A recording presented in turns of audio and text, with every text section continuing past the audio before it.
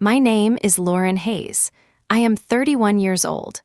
On a Wednesday morning, a bank employee called me at work to verify my income for a $380,000 mortgage. I had never applied for a mortgage. My younger brother had, and he had used my name, my salary, and my credit to make the loan possible. By lunch, Derek was posting pictures of a gray house with a red front door. By dinner, my mother was telling me that the deal was too far along to stop. On Friday, Derek walked into a bank carrying a silver key engraved with both our names. My family believed one signature would turn his fraud into a favor. They were wrong. What none of them understood was that the bank had not called to congratulate me. The call had started a fraud review. It had also given me a choice. I could protect the people who stole my identity, or I could protect the life I had spent 12 years building. Before I tell you which paper I signed, I need to explain why my family was so certain I would sign theirs. If you have ever been told that keeping the peace matters more than telling the truth, stay with me. And if stories about quiet boundaries mean something to you, subscribe. This one began at 9:17 on a Wednesday morning while I was fixing a payroll mistake for a driver named Sam. I worked in payroll for Mid-State Freight in Fort Wayne, Indiana. We paid more than 600 drivers every other Friday. Most of my days were steady and exact. A missing hour had a reason. A wrong deduction had a trail. When the front desk transferred a call from Great Lakes Home Bank, I assumed it concerned one of our employees. The woman on the line introduced herself as Olivia Grant. Her voice was friendly but practiced. She said she needed a final verbal confirmation of employment for Lauren Hayes. I told her she had reached Lauren Hayes. There was a pause, followed by the soft sound of a keyboard. Olivia asked whether I still worked full-time and whether my annual salary was $68,000. My hands stopped over Sam's timesheet. The number was correct. It was not public, and I had never discussed it with a bank. I asked what account she was calling about. Olivia said it was a mortgage application for a property on Willow Bend Drive. I wrote the street name on a yellow note. Then I asked the question that changed the temperature of the room around me.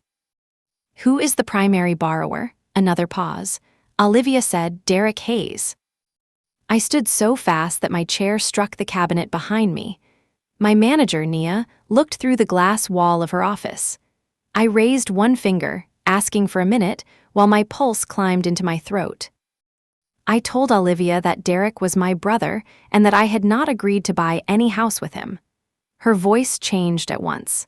The friendliness vanished, not because she was cold, but because she understood the sentence better than I did. She asked me not to contact anyone through the email address on the application. She would lock the file and transfer me to the bank's fraud team. I wrote down her direct extension and the application number, all in words so I could read it back without getting lost. The next voice belonged to a man named Ben who spoke slowly. He asked whether I had authorized anyone to use my social security number, tax forms, pay stubs, or electronic signature. I said no 4 times. Each answer felt heavier. Ben told me to freeze my credit reports and change the passwords on my financial accounts. He also said the bank might need a written identity theft statement before it could remove me from the file. He did not promise what would happen to Derek. He only promised that no loan would close that day. When the call ended, Nia was standing beside my desk. She had brought me a cup of water. She did not ask for gossip. She asked whether I needed privacy and whether the company should flag any outside request for my employment records. That question made me look at our payroll portal. Someone had logged into my employee account 3 nights earlier from a device I did not recognize. The login had failed twice, then succeeded. A copy of my latest pay statement had been downloaded. I stared at the record until the letters blurred. My brother did not know my current password. My mother did, or at least she knew the old family habit behind it. For years, every password in my parents' house had been some version of our street name and my father's favorite number. I changed the portal password. Nia contacted Information Security and placed a note on my employee file. Then she shut the blinds to the conference room and told me to take whatever time I needed. I called Derek first. He answered on the second ring with music playing in the background. He sounded cheerful. "Hey, Lo, bad time?" I asked him why a bank thought I was buying a house with him. The music stopped. He did not gasp or deny it. He let out a breath like someone whose surprise party had been discovered early. "Mom said they might call you." That sentence hurt more than a lie would have. It told me this had been discussed. It told me my mother knew. It told me I was the only person in the family who had not been invited into a decision about my own name. Derek said he could explain.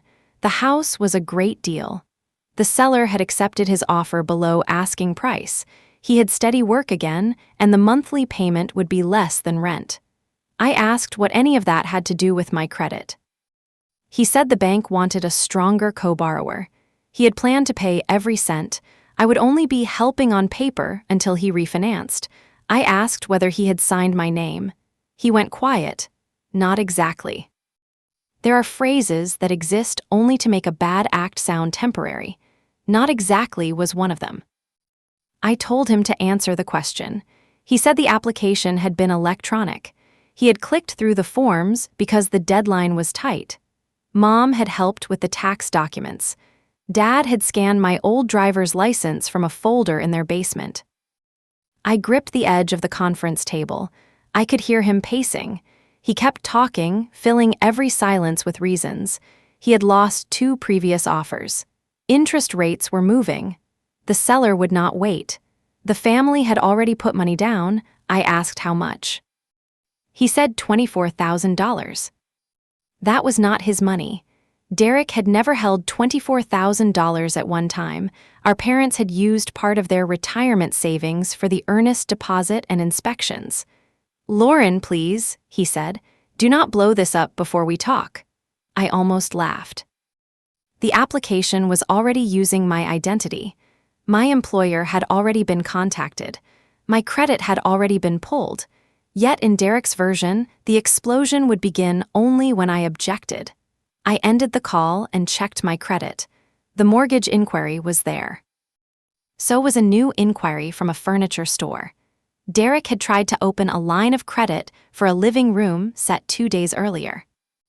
That application had been denied. The denial did not make it harmless. It showed me that the house was not the end of his plan. My name had become a tool he expected to keep using. I froze all 3 credit files. Then I changed passwords until my fingers ached. Banking, email, utilities, the account for my condo, even the grocery app that stored an old card. At noon, my mother called. Marlene Hayes never called during my workday unless something was urgent.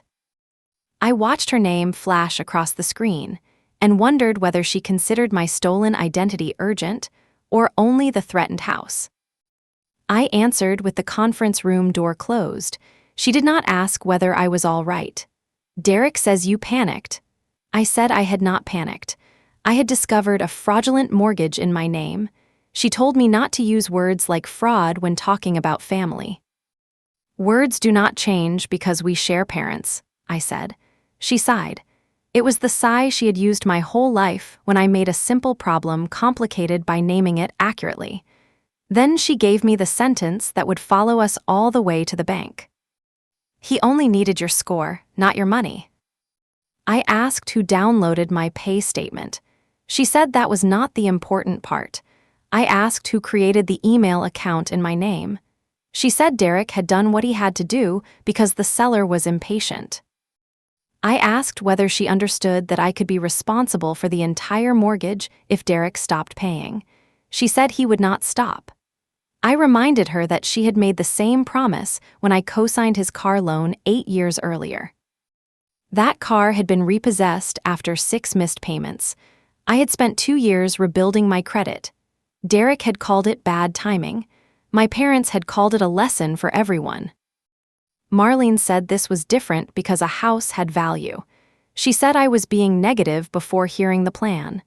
Then she asked me to come to dinner that evening. I told her I would not discuss anything until the bank sent me the application. She said there was no time for paperwork.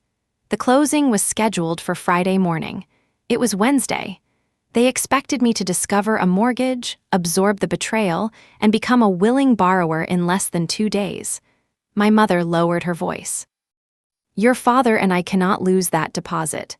There it was, not an apology, not a question about the damage to me, a price tag attached to my obedience. I told her the deposit was a decision they had made without me. She said I was punishing them for believing in my brother. Then she hung up. For 10 minutes, I sat alone in the conference room. Trucks moved through the yard outside, bright trailers sliding behind the blinds. My workday continued in every direction while my private life felt split open. Nia stepped in and asked whether I wanted to go home. I said no. Payroll had to close by 3, and I needed something in front of me that still followed rules. That answer may sound cold. It was not. Work had been the first place where being dependable did not mean being available for abuse. At Midstate, accuracy was not a personality flaw. It was the reason people trusted me. I grew up 30 miles south of Fort Wayne in a ranch house with green shutters. Derek was 3 years younger.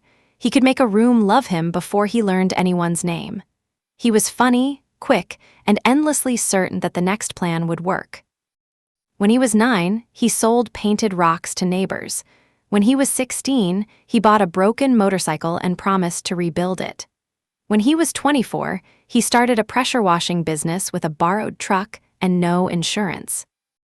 My parents called him an entrepreneur. They called me cautious. I was the child who read instructions before opening the box. I kept birthday money in envelopes. I worked at a hardware store through community college and paid my own transfer fees when I moved to a state university. Nobody forced me to be responsible. I liked knowing where things stood, but my family discovered early that my steadiness could absorb Derek's messes. If he forgot a project, I drove it to school.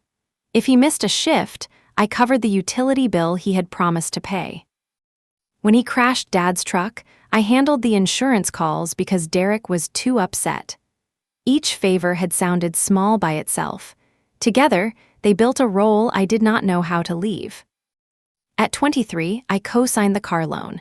Derek had just started a warehouse job and needed reliable transportation. Dad said a used sedan would help him grow up. Mom said my signature would cost me nothing. For 4 months, Derek paid. Then he quit the job after an argument with a supervisor. He stopped answering the lender. The first late notice came to my apartment. I called him every day for a week. He finally said he was working on it. By the time the car disappeared from a grocery store parking lot, I owed fees I had never agreed to pay in any emotional sense, even if my signature made them legal. I paid because I had signed. That distinction mattered to me. I had made a bad decision, but it was my decision. The mortgage was different. Derek had skipped the part where I chose. After the repossession, I told my parents I would never co-sign again. Dad nodded. Mom said she understood. Derek apologized with a pizza and a joke about expensive life lessons. For a while, the boundary held. He borrowed cash, but not my name. I stopped lending after he failed to repay $800 for a transmission repair. The relationship became easier when money left it. We watched football at our parents' house. He helped me move into my condo. I edited his job applications. He teased me about my labeled storage bins. I loved him. That was the part anger could not erase. Derek was not cruel every day. He remembered the exact candy I liked and brought it on my birthday. He once drove through a snowstorm because my furnace stopped. He could sit beside me on the kitchen floor and make me laugh until my stomach hurt. Those memories were why the mortgage felt worse. A stranger stealing my identity would have been simple. My brother knew the cost because he had watched me pay it before. Olivia emailed the application that afternoon through a secure link. I opened it with Nia beside me. The document was more than 80 pages, but the lie was clear on the first few. My name appeared under Derek's as co-borrower. My condo was listed as my current residence. My salary was exact. My monthly debts were close enough to look researched. The email address was Lauren Hayes, home at a common mail service. It was not mine. The phone number belonged to a prepaid line.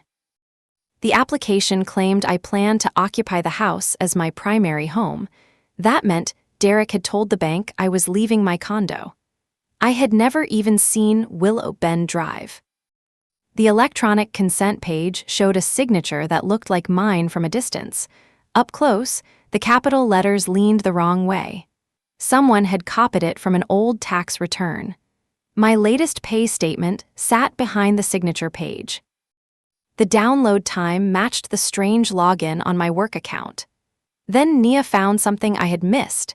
The employer verification form listed Mid-State's main number, but the contact name was mine. Derek had expected a bank employee to call my workplace and somehow reach anyone except me. He counted on everyone following the script, Nia said. That was exactly it. Derek had not built a sophisticated fraud. He had built a chain of ordinary people who were supposed to assume the previous person had checked. I called Olivia back. She asked whether I recognized the email or phone number. I said no. She asked whether I had ever discussed buying property with Derek. I said no again. She explained that the loan had moved quickly because Derek had submitted a strong file and the purchase contract had a short closing period. The bank still needed in-person identification from both borrowers. That step had not happened yet. I asked how he expected to get past it. Olivia said she could not know. Maybe he planned to bring me in at the last minute. Maybe he believed family pressure would do the work. I looked at the closing date. Friday at 10 in the morning. Olivia said the bank would keep the file frozen while I decided whether to sign an identity theft affidavit. If I claimed the application was unauthorized, the bank would cancel it and investigate.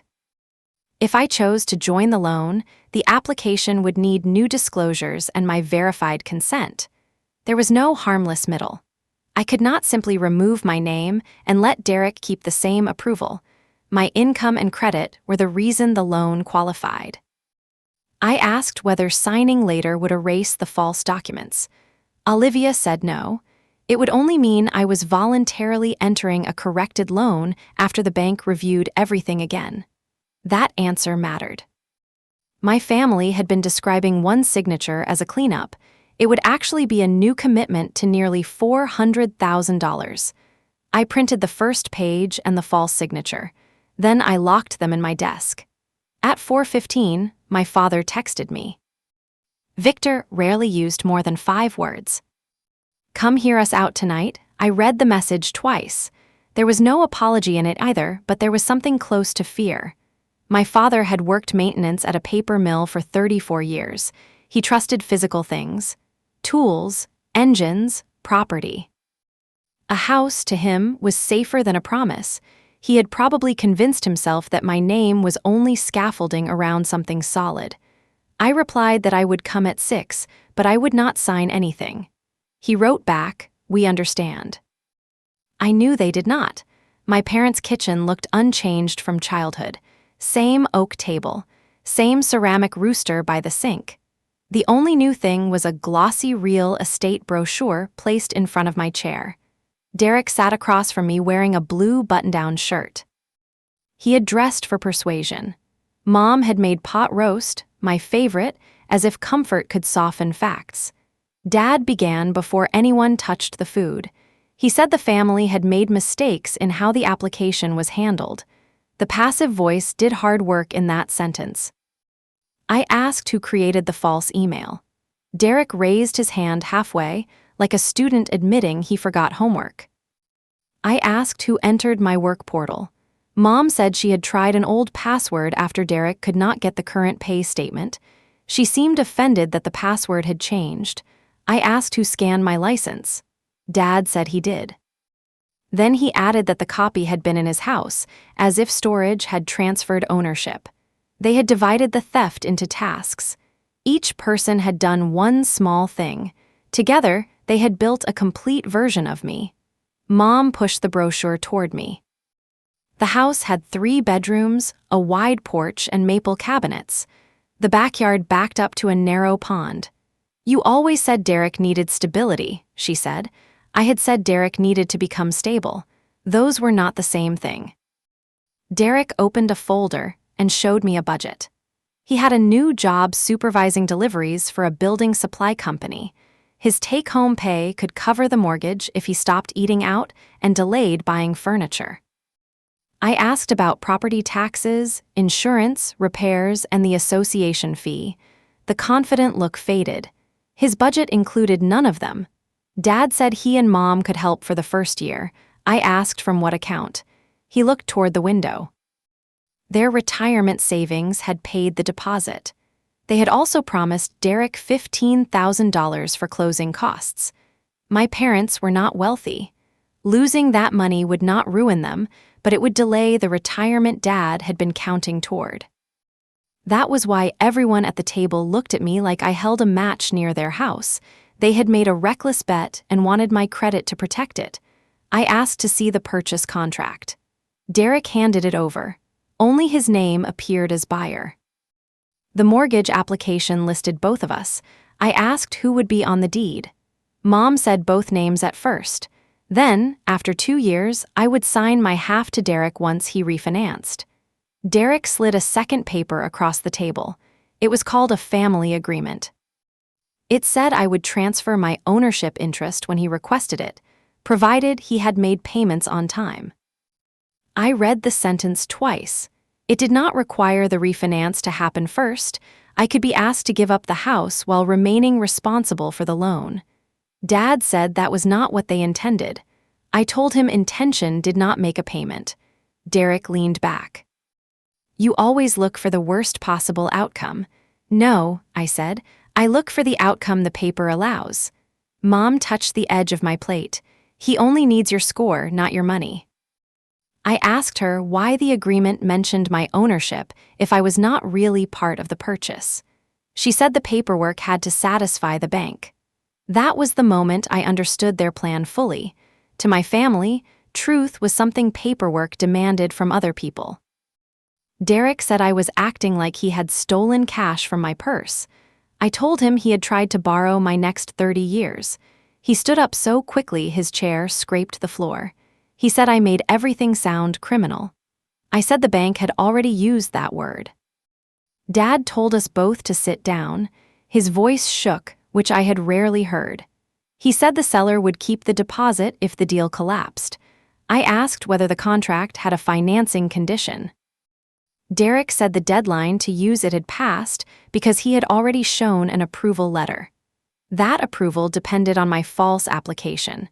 Mom said they could lose almost everything they had put in. Her face had gone pale. For one dangerous minute, I felt the old reflex. Fix it, absorb it, be the person who can survive the cost. I imagined my parents losing $24,000. I imagined Dad working another year. I imagined Derek telling everyone that his sister had taken his home away. Then I pictured a payment notice arriving after he lost interest, lost a job, or found a new plan. I pictured my condo at risk because I had made their lie legal. I folded the family agreement and pushed it back. "I will not sign this." Derek's face hardened. He asked whether I wanted him to fail. I said I wanted him to succeed without using me as collateral. Mom began to cry. The sound pulled at every old wire inside me. She said families were supposed to lift each other. I asked why lifting Derek always required putting weight on me. No one answered. I left before dinner. On the porch, Dad followed me with his coat unbuttoned. The March air smelled like wet soil. He said he knew the application was wrong. He also said Derek had been trying hard since getting the new job. Dad could see the house changing him. I looked through the window. Derek was pacing while Mom held the brochure against her chest. "A house cannot change him before he owns it," I said. Dad asked whether I would at least visit the property before deciding. I should have said no. Instead, I said I would look, because some part of me still hoped the house would reveal a reasonable path. That was my mistake. The next morning, I woke to 11 messages. 3 were from Mom, 2 were from Dad, 6 were from Derek. The first message contained a picture of the red front door. The second showed the pond behind the house. The third was a video of Derek standing in the empty kitchen. "This is where we finally stop moving backward," he said to the camera. He spoke as if I were already part of the plan. At the end of the video, he held up a bright silver key. It was oversized, decorative, and engraved with Derek and Lauren. The key was not for the lock. His real estate agent had ordered it as a closing gift after Derek gave her both names. That made it more unsettling, not less. Derek had turned my identity into a decoration. His last message said the agent could meet us at the house at 5. I almost refused. Then Mom wrote, "Please see what we are trying to save." I told myself I was gathering information. The truth was less flattering. I wanted to know whether saying no would feel different inside the rooms they had already claimed. At work, Olivia sent me the identity theft affidavit. It was 4 pages and written in plain language. I had to state that I had not applied, signed, or authorized anyone to act for me. I completed everything except the signature. The blank line waited at the bottom. Nia saw the form when she brought in payroll reports. She asked why I had not signed it. I said my parents could lose their deposit. She pulled out the chair beside me. "Did you tell them to risk it?" "No." "Did they ask before using your name?" "No." "Then their loss began before your decision." I knew she was right. Knowing did not make the choice painless. At 5, I drove to Willow Bend Drive. The neighborhood was newer than mine, with small trees and wide sidewalks. Children rode bikes in circles near a cul-de-sac. The gray house stood near the pond. It was attractive in a careful, neutral way. The red door made it memorable. Derek waited on the porch with our parents and a young real estate agent named Chloe. She shook my hand and congratulated me. "I am not a buyer," I said. Her smile disappeared. She looked at Derek, then at the key folder in her hand. Derek said there had been confusion in the financing. Chloe asked whether the lender knew. I said yes. The agent stepped away to make a call. My parents stared at me as if I had embarrassed them at church. Inside, the house smelled like fresh paint and empty rooms. Derek moved through it like a tour guide. He showed me where a sectional would go, where Dad could put a workbench, and where Mom could plant tomatoes. Then he opened the smallest bedroom. A folding table held paint samples, a lamp catalog, and a printed sign that said Lauren's office. My chest tightened. I had never asked for an office there. I had never discussed leaving my condo. But he had created a place for me in the house because the mortgage application said I would live there. "You would not have to stay long," he said, "just until everything settles." The plan was changing in front of me. First, I was helping on paper. Now I might need to pretend the house was my primary home. I asked how long. He said maybe a few months. Mom said I could keep my condo and sleep at the house only when someone needed to see me there. Chloe returned before I answered. She said the lender had frozen the file and the final walkthrough could not continue as scheduled. She needed everyone to leave. Derek blamed me in front of her. He said I had misunderstood a family arrangement. Chloe looked at the fake office sign and then at me. "Did you sign the application?" she asked. "No." The room went still. Chloe collected the brochure, the lockbox card, and the real key envelope from the kitchen counter. Derek kept the decorative silver key. He closed his fist around it. Outside, Dad asked me not to report anything until Friday. The lender had offered a meeting where we could clear up the file. He believed I could say the application had been rushed, not stolen.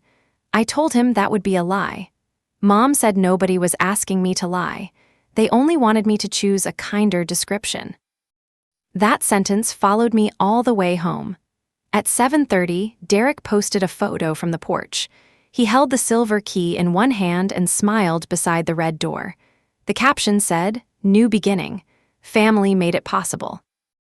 More than 40 people congratulated him before the post disappeared. One comment came from our aunt. She wrote that our parents must be proud of both their children. Derek replied with a house emoji and a heart. He had publicly attached me to the purchase while privately asking me to rescue it. The performance mattered to him almost as much as the property. I took screenshots, then felt sick for doing it. I did not want a case against my brother. I wanted my brother to stop creating evidence. That night, he came to my condo without calling. He stood in the hallway holding the silver key by its ring. I did not invite him in. My neighbor's television murmured through the wall. The ordinary sound made the scene feel even stranger. Derek said he had deleted the post. He admitted the application should have been handled differently. He would not say it should never have happened. He handed me the silver key. My name was cut into the metal below his. "Keep it until Friday," he said. "Maybe it will help you see this as ours." I asked whether he actually wanted me to live there. He looked offended. "You know what I mean." I did. He wanted my financial life inside the house and the rest of me somewhere else. I gave the key back. He refused to take it, so I set it on the hallway carpet between us. Derek said I had always believed he would fail. I reminded him that I had edited his resume, covered his electric bill, and driven him to interviews after the car was repossessed. He said every favor came with a lecture. That landed because it held a piece of truth. When Derek made mistakes, I often helped while making sure he understood that I had predicted them. I had used competence as armor and sometimes as a weapon. My resentment had a voice. I told him I was sorry for making help feel like humiliation. Then I said the apology did not authorize the mortgage. For a second, he looked like my little brother again, tired, ashamed, frightened that the life he had advertised would vanish. Then he picked up the key and said, "You could change everything with one signature." "So could you," I said. "You could sign your own loan at a price you can afford." He shook his head. He wanted that house, not a smaller one. He walked away with the key tapping against his knuckles. I slept badly. Every time I woke, I saw the fake office sign. On Friday morning, the bank meeting was still scheduled for 10. Olivia had explained that it was not a closing. It was a fraud resolution meeting. The bank needed to know whether I claimed identity theft or intended to submit a new, truthful application. Derek kept calling it the closing anyway. My parents did too. Language was how they kept the ending they wanted alive. At 8, Dad arrived at my condo alone. He carried a paper cup of coffee and the old metal lockbox from his basement. He set it on my kitchen counter. Inside were copies of my college tax returns, my first apartment lease, my expired license, and the car loan documents. "I should have thrown these out years ago," he said. I asked whether Derek had taken anything else. Dad said he did not know, then he corrected himself. I did not ask. That was the first fully honest sentence anyone in my family had offered. Dad told me Derek had come to them 2 months earlier. His credit score was too low for the house. He had asked for money first. When the down payment did not solve the problem, Mom suggested adding me because my credit had recovered. I closed my eyes. The plan had not been born in panic during a deadline. It had started weeks earlier at my parents' table. Dad said he objected at first. Then Derek showed them my old car loan paperwork and said I had helped before. Mom said I would complain, but I would come around once I saw the house. "Did you believe that?" I asked. Dad looked at the coffee cup. I needed to. He admitted he scanned the license and tax return. He admitted he knew Derek planned to copy my signature. He had told himself the bank would require me in person before anything became final. That was how my father had drawn his moral line. He could help build the trap because he believed I would still have a chance to refuse after stepping into it. I asked why he came alone. He said Mom and Derek were already at the bank, waiting. Then he slid the lockbox toward me. "Whatever you decide, these are yours." It was not enough. It did not repair the portal login or the false signature, but it was the first action that moved in the right direction. I took the box and asked what he wanted me to do. Dad's face tightened. "I want my son to keep the house." I waited. "And I want my daughter not to be afraid of us." He finally looked at me. "I do not think I can have both." For years, Dad had chosen silence whenever Mom and Derek turned pressure into a family vote. Hearing him name the cost almost broke me. I asked whether he would tell the bank what he had done. He nodded once. That changed the meeting. Until then, I had expected to stand alone against 3 people calling the theft a misunderstanding. Now there would be one witness who knew the truth because he had helped create it. I put the unsigned affidavit in my bag. Dad carried the lockbox to my car. Before we left, I checked my credit one more time. Nothing new had appeared. The frozen files were holding. I also checked the screenshot of Derek on the porch. He looked proud but not peaceful. His smile was too tight. The silver key caught the light beside his face. I did not want to destroy that version of him. I wanted him to stop making me responsible for keeping it alive. The bank branch stood beside a grocery store on the north side of town.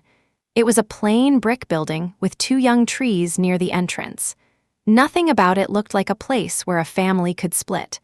Olivia met us in the lobby. She was younger than I expected, perhaps in her mid-30s, with a navy folder tucked against her side. She greeted Dad, then asked whether I wanted him present. I said yes. She led us to a conference room with frosted glass walls. Derek and Mom were already seated. The silver key lay on the table beside a stack of house brochures. Derek had placed it there like an exhibit.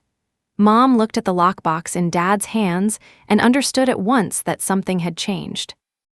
"Victor, what are you doing?" she asked. Dad set the box beside me, telling the truth. Derek pushed back from the table. He said nobody had lied about the fact that I was family. Olivia asked everyone to let her explain the purpose of the meeting. She said the mortgage file was frozen. The original application could not proceed in its current form. The bank needed Lauren Hayes to choose between 2 clear paths. If I wanted to buy the house with Derek, I could request a new application using verified information. I would receive full disclosures and time to review them. There would be no closing that day. If I had not authorized the first application, I could sign an identity theft affidavit. The bank would cancel the file and continue its investigation.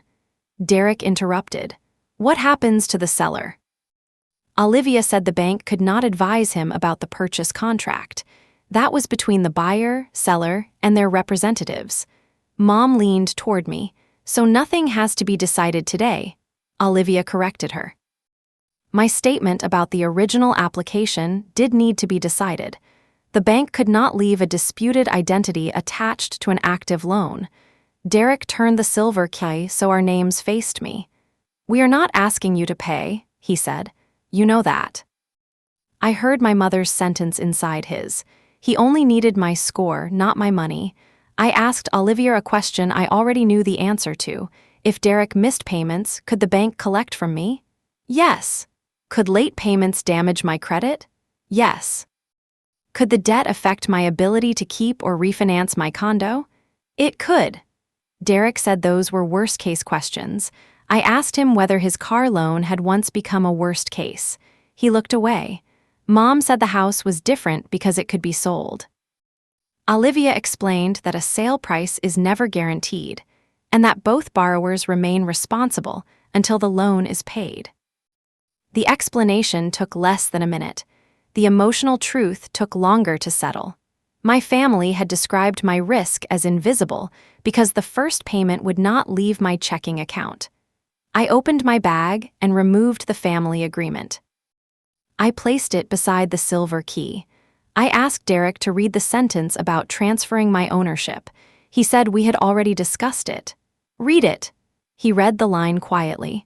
The agreement allowed him to request my share after 2 years of on-time payments. It did not require him to refinance first. Dad stared at the paper.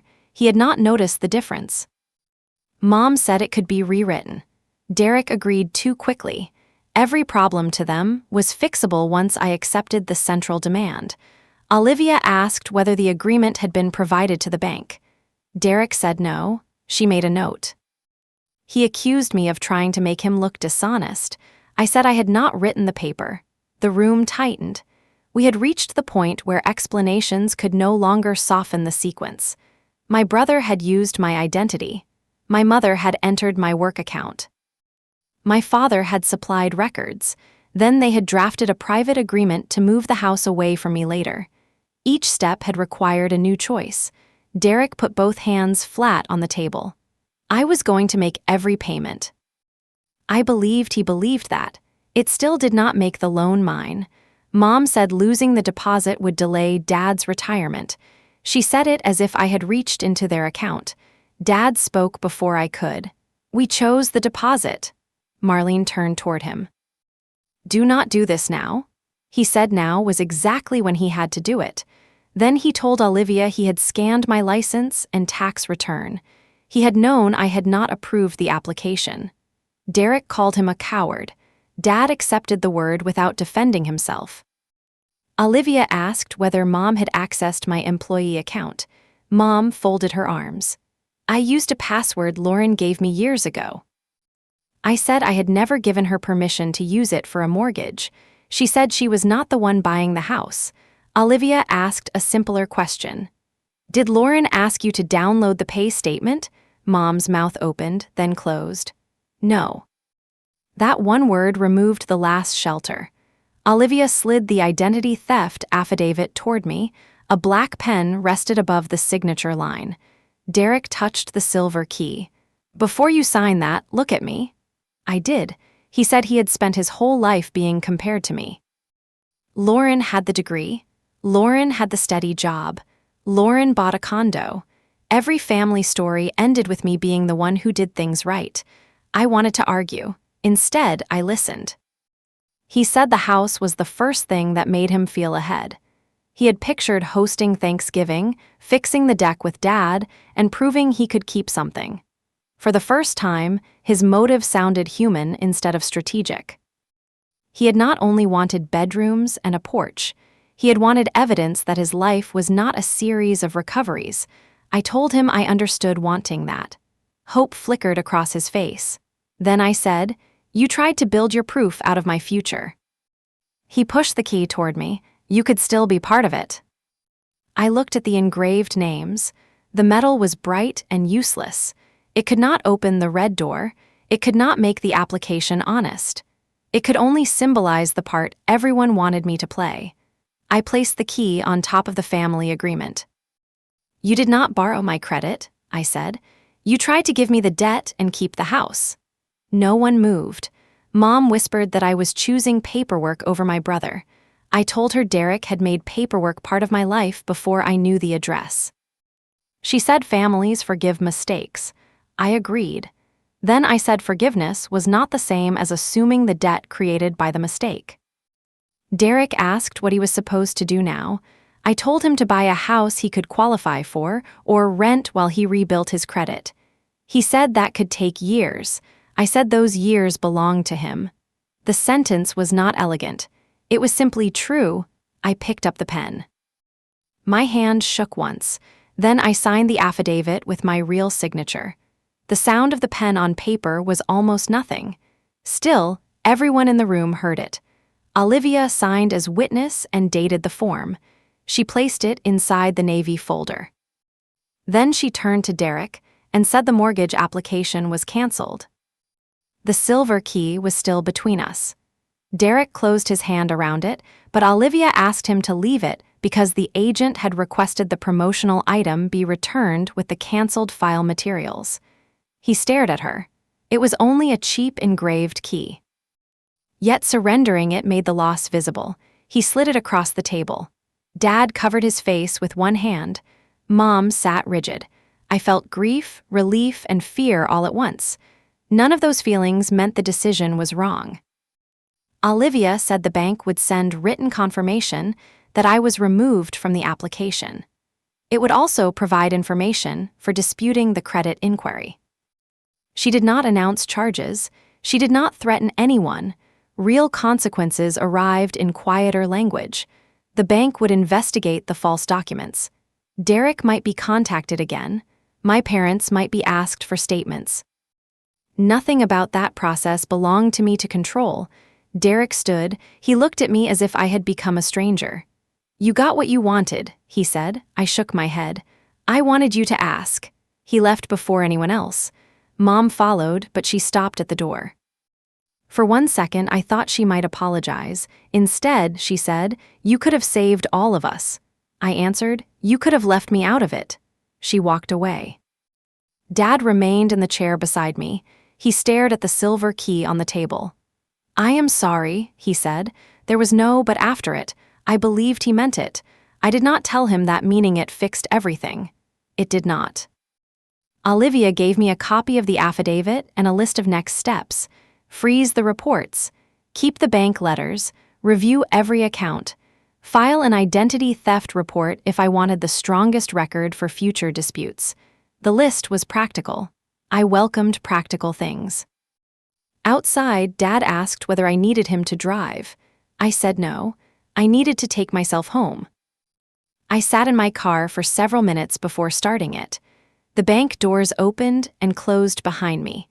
People carried deposit slips and coffee cups through a morning that looked ordinary.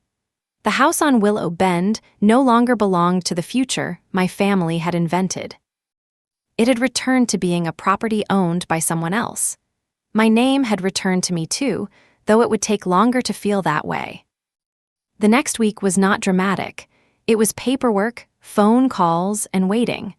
I filed an identity theft report and gave the bank the reference number. I sent the false application to the credit bureaus with a short statement. Then I checked my accounts every morning before work. Nia helped me reset the security questions on my employee portal. We removed every answer my family could guess. No street names, no birthdays, no favorite teams. She also made me take 2 personal days. On the first day, I cleaned my condo until the counters shone. On the second, I sat on the couch and finally let myself feel what had happened. Anger came first, then embarrassment. I kept wondering how many people at the bank had seen the false application and assumed I was involved. That shame did not belong to me, but it had found my address anyway. Olivia called on Monday. The bank had confirmed that my in-person identification had never been completed. It had canceled the application and sent notices to the credit bureaus. She could not tell me every step of the bank's review. She did tell me that my signed statement, the portal log, and Dad's account supported my claim that the application was unauthorized. I thanked her for calling me at work that first morning. She said the call was routine. Routine had saved me. A standard verification, performed by one person who listened to the answer, had stopped a debt from becoming real. The seller placed the house back on the market. Derek's purchase contract did not disappear as neatly as the mortgage.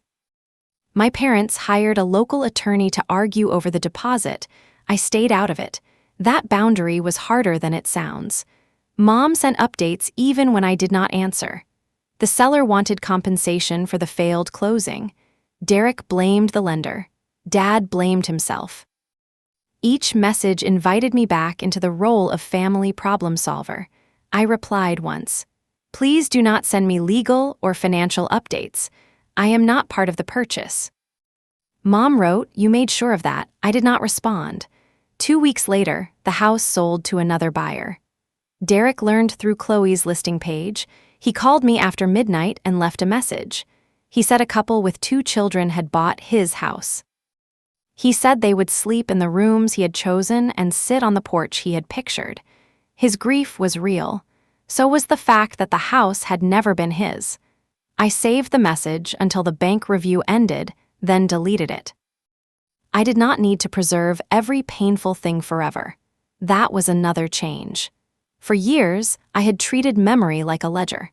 If I could account for every favor and every disappointment, maybe I could prove why I was tired. The mortgage taught me that proof has a purpose. Once the bank accepted the evidence, I did not need to keep using it against myself. My parents recovered $6,000 from the deposit after the dispute settled. The rest covered the seller's costs and the delay caused by the failed deal. Dad postponed retirement for several months. That consequence hurt him. It also belonged to the choice he had admitted making. Derek moved into my parents' basement. He sold the new furniture before it was delivered and paid cancellation fees. The smiling porch photo vanished from his accounts. None of that made me happy. Satisfaction came from something quieter. My mortgage balance did not change. My credit file showed no new debt. My condo remained mine. One evening, I opened the cabinet where I kept the closing papers from my own home. I had bought the condo at 28 after saving for 5 years. The place was small. The kitchen floor sloped near the refrigerator. The balcony faced a parking lot instead of a pond. I had once apologized for those details whenever Derek visited. Now I walked through each room and saw a decision I had made with my own name. I changed the locks that weekend. Mom still had a spare key from the winter my furnace stopped. I did not believe she would enter without permission, but belief was no longer my security plan. The locksmith handed me 2 new brass keys. I kept one and gave the second to Nia, who lived 10 minutes away and had never once treated access as ownership. When Mom noticed that her key no longer worked, she called from the hallway. She had brought a casserole and had not warned me she was coming. I spoke through the closed door. I told her I was not accepting surprise visits. She said she was my mother. I said that was why she should know how to call me. The casserole went home with her. A month earlier, I would have spent the night questioning whether that was cruel. This time, I ate soup, watched a comedy, and slept. Dad wrote me a letter in April. It was 4 pages, handwritten on lined paper. He described every step he had taken without calling any of them a misunderstanding. He wrote that he had scanned the records. He had known I was not present. He had chosen the possibility of Derek's house over my right to decide. Then he apologized for more than the application. He apologized for letting reliability become my family job. I read the letter twice. I called him the next day. We met at a diner halfway between our homes. Dad arrived early and did not bring Mom. He asked what he could do. I told him I did not need a grand gesture. I needed him to stop carrying messages, stop asking about my finances, and stop expecting me to solve Derek's emergencies. He agreed. Then he asked whether I could forgive him. I said I was working toward it, but forgiveness would not return access to the way it had been. He nodded. The answer disappointed him. He stayed anyway. We talked about his garden, my work, and a driver at mid-state who brought his dog on every route. It was the first conversation I could remember where Dad did not mention Derek until I asked. My mother took longer. For 3 months, every apology she offered contained a defense. She was scared for Derek. She thought the bank would protect me. She believed I would understand after seeing the house. Each explanation placed her intention at the center. I needed her to look at the result. In June, she asked to meet at a coffee shop. I agreed because public places made boundaries easier. She arrived with the old spare key to my condo. It no longer opened anything, but she placed it on the table between us. I kept thinking this meant I was welcome, she said. I waited. It only meant you trusted me. That was the first sign she understood the difference. Mom admitted she had used the password because she believed the end justified the shortcut. She said she had spent most of Derek's life protecting him from consequences and called it love. Then she said, I taught him that your no was only the start of a negotiation. The sentence was not polished. It was better than polished. It was specific. I told her the rules for contact: no access to my accounts, no documents stored at their house, no requests to lend, co-sign, or rescue, no surprise visits. If Derek wanted to speak to me, he had to do it himself. Mom asked whether those rules were permanent. I said they would last as long as I needed them. She did not like the answer. She accepted it. Derek did not speak to me for 7 months. I heard about him through Dad, but only when I asked. He kept the delivery job. He paid rent to our parents. He opened a secured credit card and put one gas purchase on it each month. Those details sounded small. Small was what rebuilding looked like. In October, an envelope arrived with no return address. Inside was a cashier's check for $800 and a note from Derek. The amount matched the transmission money he had never repaid. The note said, "I should have paid this years ago." I am not asking you to call. There was no apology for the mortgage. I did not invent one. I deposited the check. Then I sent a text that said, "Received." He replied, "Okay." That was all. At Thanksgiving, I did not go to my parents' house. I spent the afternoon with Nia and her family. We ate too much, argued about a football game, and packed leftovers into mismatched containers. Dad called before dinner. Mom sent a photo of the pie she had baked. Neither asked me to change my plans. The absence of pressure felt strange at first. Then it felt peaceful. In December, the last disputed inquiry disappeared from my credit report. I printed the confirmation, looked at it once, and placed it with my condo papers. Not in a special binder, not on display, just where it belonged. Almost a year after the bank call, Derek asked to meet. We chose the same diner where I had met Dad. He looked older than he had at the bank, not dramatically older, just less protected from his own choices. He apologized without mentioning the house first. He said he had used my name because he believed I would eventually agree, and he believed that because the family had trained both of us to expect it. He also said he had hated me for signing the affidavit. "I know," I said. "I do not anymore." I believed that too. He asked whether we could start over. I told him we could start from where we were.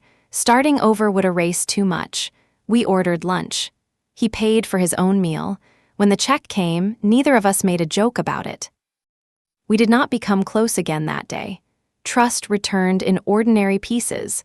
A text answered when promised. A visit arranged in advance. A favor offered without money attached. The following spring, Derek signed a lease on a modest apartment near his job. It had 1 bedroom and no pond. He sent me a picture of the front door. There was no key held toward the camera. No caption about proving himself, just a welcome mat and a pair of work boots. I wrote, "Looks good." He answered, "It is mine." That word meant something different now. My family lost the house on Willow Bend. They lost most of the deposit. They lost the version of me who would accept a burden because everyone looked frightened. What I gained was not revenge. It was ownership of my own yes. The silver key from the bank never came back to us. Chloe returned it to the company that had engraved it, and another closing gift replaced it. I am glad. The key that matters is brass and plain. It sits on my ring beside my office badge. It opens the condo I bought, the home I chose, and no door with my name on it unless I decide to walk through. That is the boundary now. My family can know me. They can love me. They can even ask for help. But they cannot turn my name into permission. And when a bank calls, I answer.